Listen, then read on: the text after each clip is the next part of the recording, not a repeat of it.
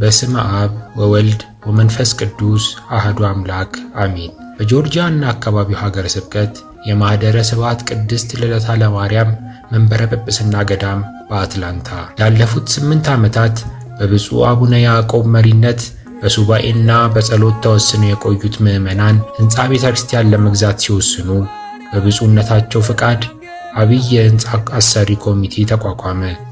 ይህ ኮሚቴ የብፁዕነታቸው የረጅም ዓመታት ገዳም የማነጽ ዕቅድ ለማሳካት ከብዙ ድካምና ጥረት በኋላ ለምዕመናን ማዕከላዊ የሆነ ቦታ 11 ኤከር መሬት ላይ ያረፈ ገዳም አግኝቶ ሐምሌ 22 2017 ዓ.ም ጁላይ 29 2025 እንደ እግዚአብሔር ፍቃድ የገዳሙን ግዢ ፈጽሟል።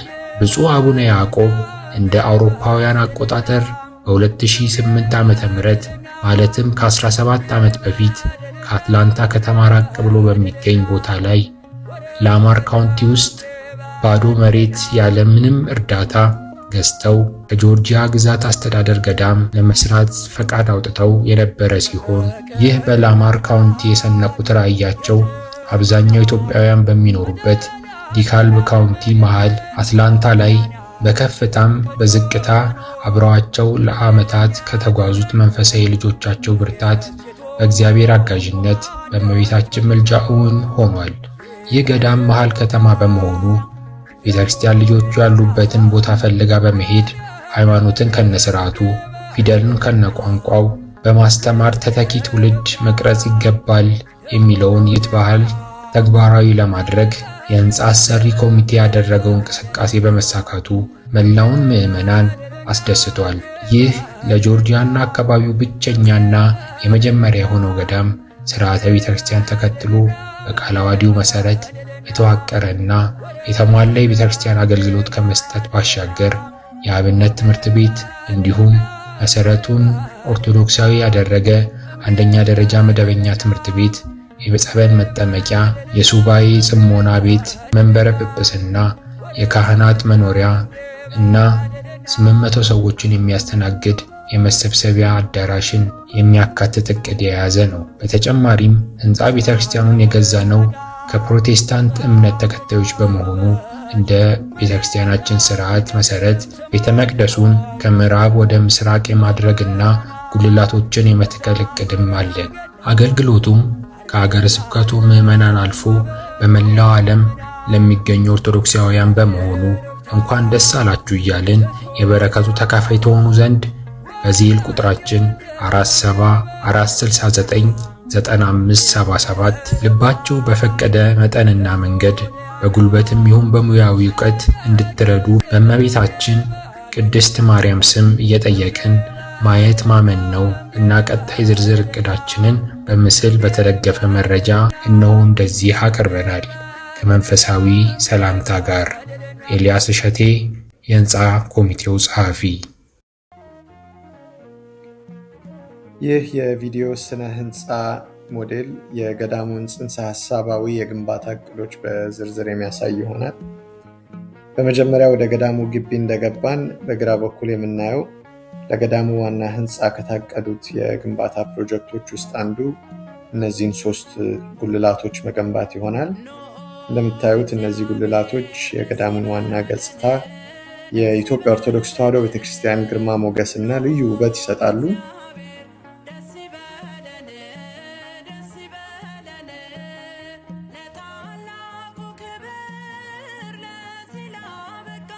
ከዛ በመቀጠል ወደ ግቢው እንደገባን በቀኝ በኩል በአሁኑ ጊዜ በሚገኘው ባዶ መሬት ላይ ለመስራት ከታቀዱት ፕሮጀክቶች አንዱ ከ30 እስከ 40 ክፍል ያለው የአብነት ትምህርት ቤት ይህንን ይመስላል።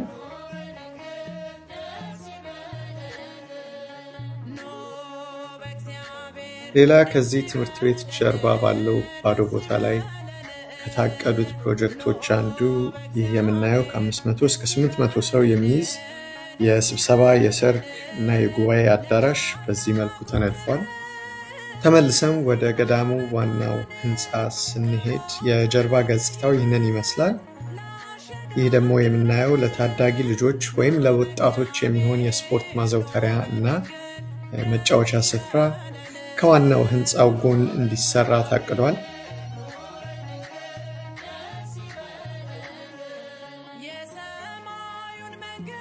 ከታቀዱት የግንባታ ፕሮጀክቶች ሌላው የአባቶች ወይም የካህናት ቤት ሲሆን ይህንን ባለን ባዶ መሬት ላይ ለመስራት የአጭር ጊዜ እቅድ ሆኖ ተይዟል።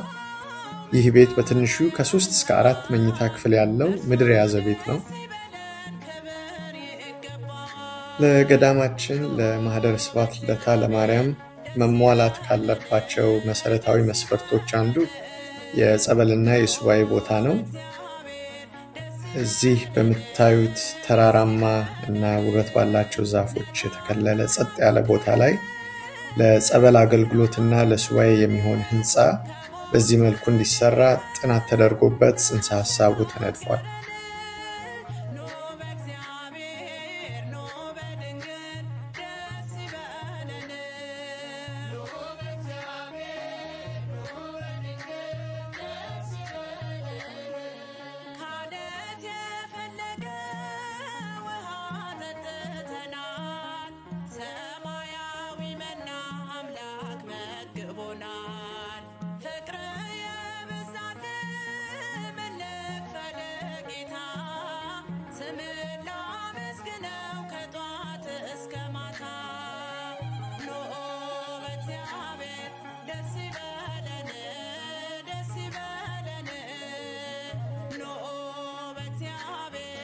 ከዚህ በመቀጠል የገዳሙን ውስጣዊ እይታ እናያለን።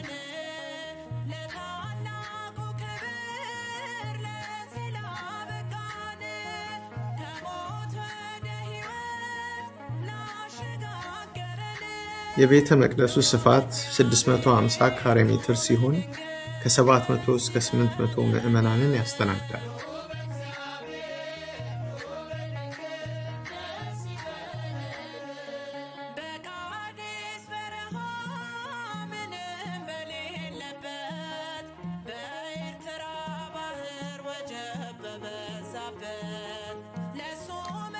ከታቀዱት የአጭር ጊዜ ፕሮጀክቶች አንዱ የገዳሙን መቅደስ መስራት ነው። የመቅደሱን ገጽታ በዚህ መልኩ ተዘጋጅቷል።